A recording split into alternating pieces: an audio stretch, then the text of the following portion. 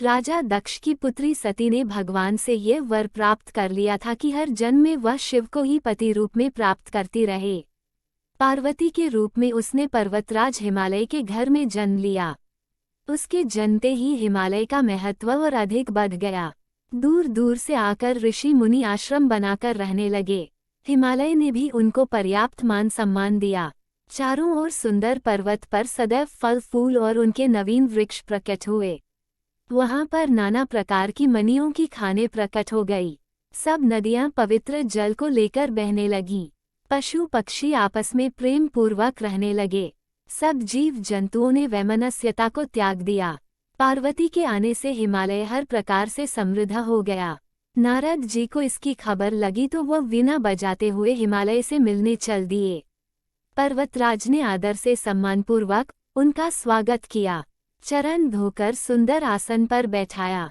नारद जी के आने से हिमालय ने अपने भाग्य की सराहना की। हिमालय ने नारद जी से पार्वती के विषय में पूछा। नारद जी ने हंसकर कहा, पर्वतराज, तुम्हारी यह कन्या सब गुणों की खान है। ये स्वभाव से ही सुंदर, सुशील और चतुर है। उमा, अंबिका तथा भवानी इनके नाम हैं। ये कन्या समस्त सुलक्षणों से संपन्न है। यह अपने स्वामी को सदैव प्यारी होगी। इसका सुहाग अचल रहेगा तथा इसके माता पिता यश पाएंगे। आपकी यह कन्या सारे संसार में पूज्य होगी। इसकी सेवा करने वालों के लिए कुछ भी दुर्लभ नहीं होगा। इसका नाम स्मरण करके स्त्रियां संसार में पतिव्रत रूपी तलवार की धार पर चढ़ जाएंगी। तुम्हारी इस सुशील कन्या का विवाह शिव जी से होगा। शिव जी को प्राप्त करने के लिए इसे तपस्या करनी पड़ेगी। तपस्या कुछ कठिन जरूर है, पर इससे डरने की आवश्यकता नहीं। भगवान शिव तपस्या से शीघ्र ही प्रसन्न हो जाते हैं। ये कहकर नारद जी सबको आशीर्वाद देकर वहां से चले गए। पर्वतराज को एकांत में पाकर उनकी पत्नी रानी मैना ने कहा, हे नाथ, मैं तो देवर्षि की बात समझ नहीं पाई। कन्या की योग्य घर, वर और कुल उत्तम हो तभी विवाह कीजिए, नहीं तो कन्या कुंवारी रखना ही ठीक है। मेरी उमा मुझे प्राण से भी अधिक प्यारी है। योग्य वर के हाथ कन्या को न देने पर सब लोग हमें मूर्ख कहेंगे, साथ ही हंसी भी उड़ाएंगे। पर पार्वती जी ने अपने मन में निश्चय कर लिया था कि वह शिव को ही अपना पति बनाएंगी। माता पिता की आज्ञा पाकर पार्वती वन में जाकर तपस्या करने लगी। पार्वती का शरीर कठोर नहीं था। कोमल शरीर लेकर उसने तपस्या आरंभ कर दी।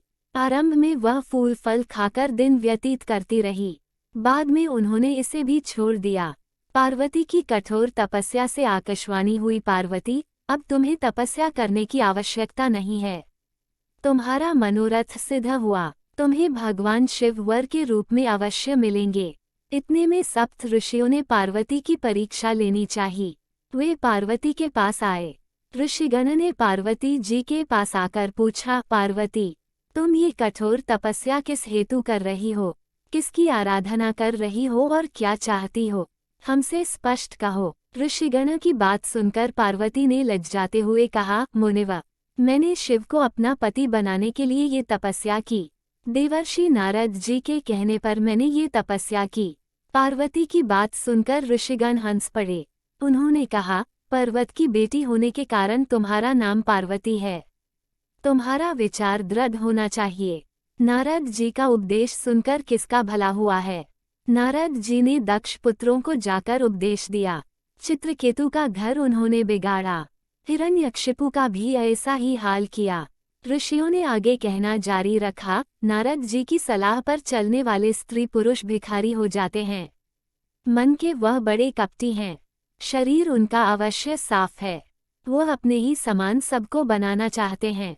तुम बहुत भोली लड़की हो जो उनकी बातों पर विश्वास करके ऐसे पति की कामना करने लगी जो उदासीन, गुणहीन, निर्लज, घरहीन, बुरे वेश वाला, मुंडमालधारी, कुलहीन, नंगा और सांपों को धारण करने वाला है।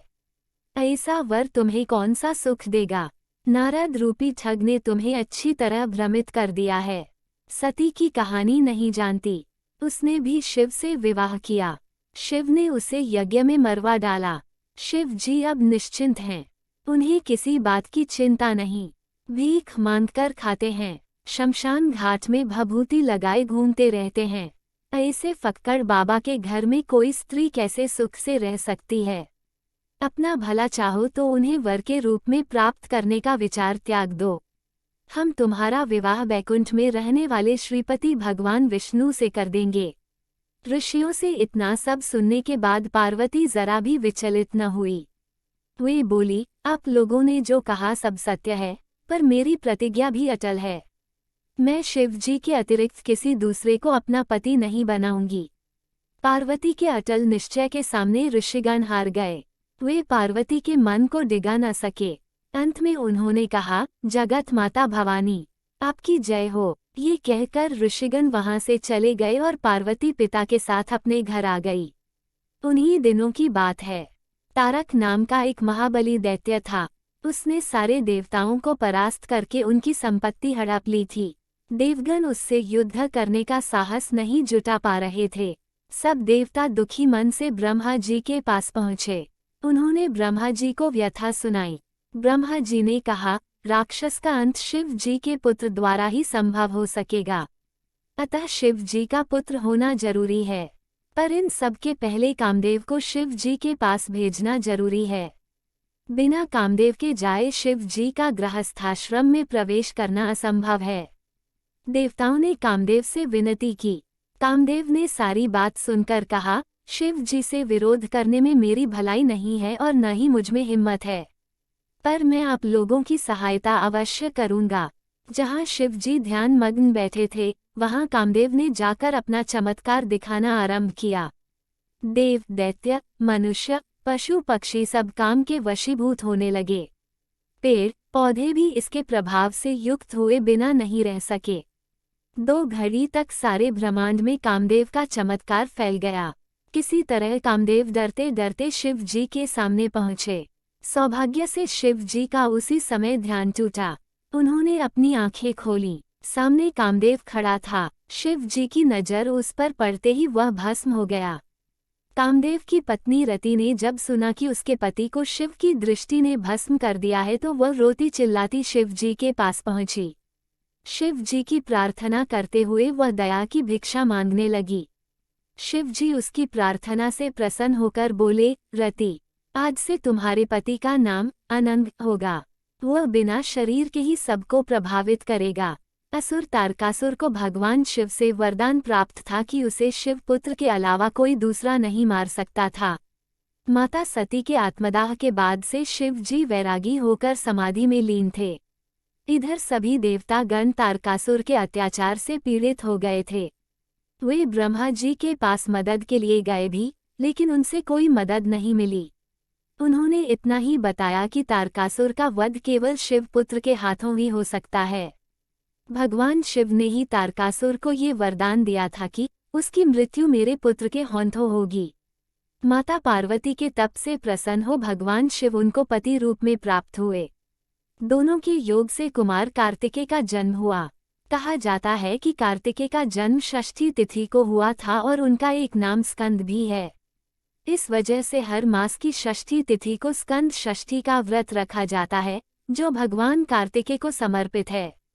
शुभ समय आने पर भगवान कार्तिकेय ने देवासुर संग्राम में असुर तारकासुर का वध कर दिया और तीनों लोकों में पुनः सत्य एवं धर्म की स्थापना हुई।